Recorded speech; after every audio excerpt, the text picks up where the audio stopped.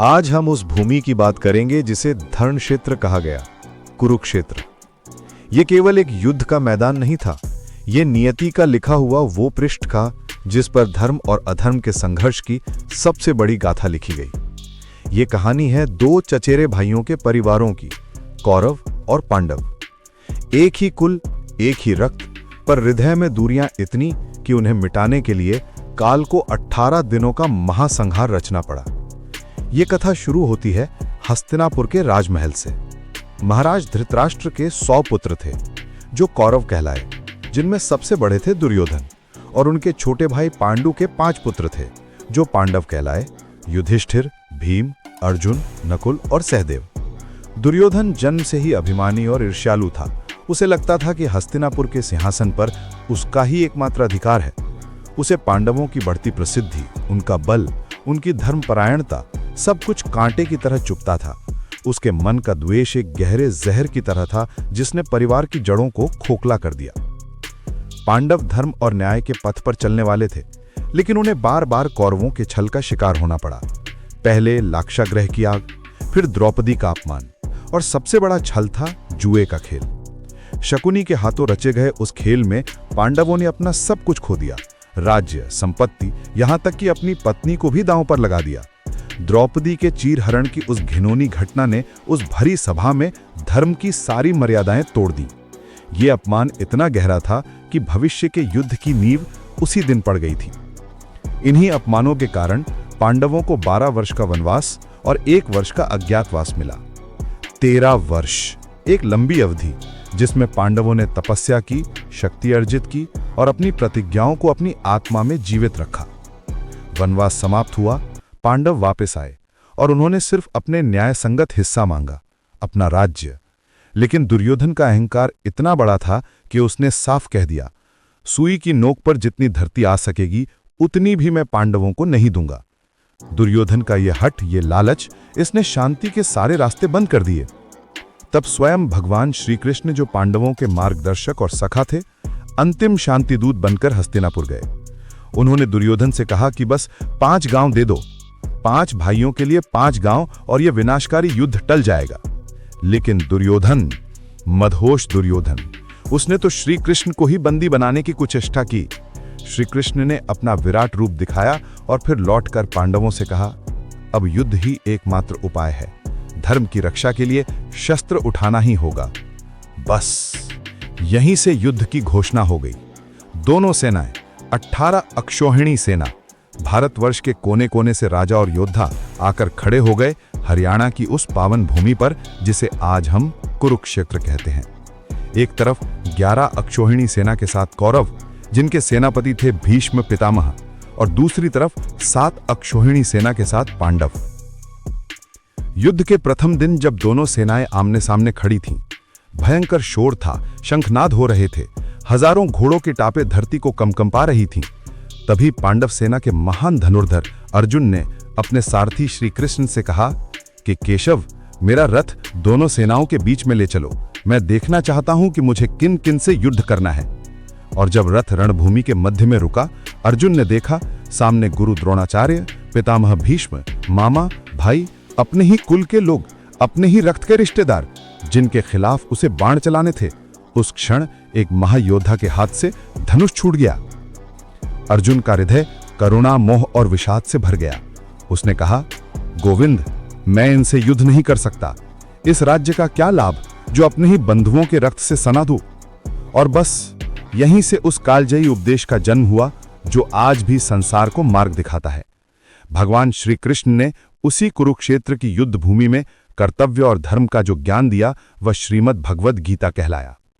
श्री कृष्ण ने कहा, अर्जुन, ये समय मोह का नहीं, धर्म का है। तुम्हें अपना कर्तव्य निभाना होगा। ये युद्ध केवल राज्य के लिए नहीं, बल्कि धर्म की स्थापना के लिए है। आत्मा न मरती है, न पैदा होती है।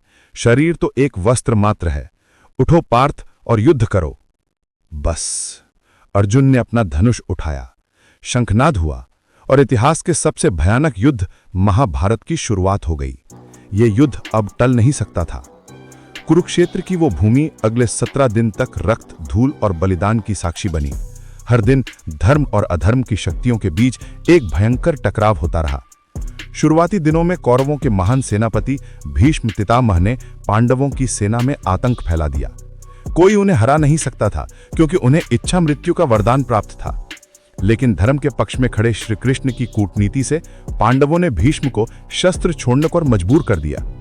अर्जुन ने भीष्म पर बाणों की वर्षा की और भीष्म अपनी प्रतिज्ञा का मान रखते हुए बाणों की शैया पर लेट गए और सूर्य के उत्तरायण होने की प्रतीक्षा करने लगे। पितामह के गिरने के बाद गुरु द्रोणाचार्य ने सेना की कमान संभाली। गुरु द्रोण महान योद्धा थे, पर पुत्र मोह में बंधे हुए थे। उन्हें हराना भी लगभग असंभव था। तब श्री कृष्ण ने एक और कठिन कूटनीति का उपयोग किया। युधिष्ठिर के मुख से अश्वत्थामा हतो नरो वा कुंजरो वा की बात कहलवाई गई। द्रोणाचार्य ने जब अपने पुत्र के मरने की बात सुनी तो वे शोक में डूब गए और उन्होंने शस्त्र त्याग दिए। इसी क्षण धृष्टद्युम्न ने द्रोणाचार्य का वध कर दिया। धर्म की रक्षा के लिए पांडवों को ऐसे कठिन, यहां तक कि अधर्म माने जाने वाले निर्णय भी लेने पड़े। युद्ध में सबसे दुखद और वीरतापूर्ण अध्याय था अभिमन्यु का। अर्जुन के पुत्र, जिसने अकेले ही कौरवों के चक्रव्यूह को तोड़ दिया, लेकिन उसे बाहर निकलने का तरीका नहीं जानता था। 17 महारथियों ने मिलकर निहत्थे अभिमन्यु का वध किया। अभिमन्यु का यह बलिदान पांडवों को और भी अधिक प्रतिशोध की अग्नि में झोंक गया। फिर आए महारथी कर्ण। दानवीर कर्ण, जो सूर्य पुत्र थे और वास्तव में कुंती के सबसे बड़े पुत्र यानी पांडवों के सबसे बड़े भाई थे। लेकिन कर्ण दुर्योधन की मित्रता के बंधन में बंधे थे। जब तक कर्ण युद्ध में थे, दुर्योधन को अपनी जीत का पूरा विश्वास था। अर्जुन और कर्ण के बीच का द्वंद्व इस युद्ध का सबसे बड़ा आकर्षण था। लेकिन कर्ण का भी अंत निश्चित था। इंद्र की चाल से उनका कवच कुंडल पहले ही जा चुका था और युद्ध के निर्णायक क्षण में जब कर्ण के रथ का पहिया कीचड़ में फंस गया और वो निहत्थे थे, तब श्री कृष्ण के निर्देश पर अर्जुन ने उन पर बाण चला दिया। कर्ण का पतन कौरवों की कमर तोड़ने जैसा था। अंतिम दिनों में शल्य और फिर स्वयं दुर्योधन ने सेनापति का पद संभाला। एक एक करके सारे कौरव वीर गति को प्राप्त हुए। युद्ध के 18वें दिन जब सारे महारथी मारे जा चुके थे, दुर्योधन डर के मारे एक सरोवर में छिप गया। पांडवों ने उसे ललकारा। अंत में भीम और दुर्योधन के बीच गदा युद्ध हुआ। यह युद्ध धर्म युद्ध के नियमों के खिलाफ था, क्योंकि श्री कृष्ण के संकेत पर भीम ने दुर्योधन की जंघा पर वार किया और उसे मार डाला।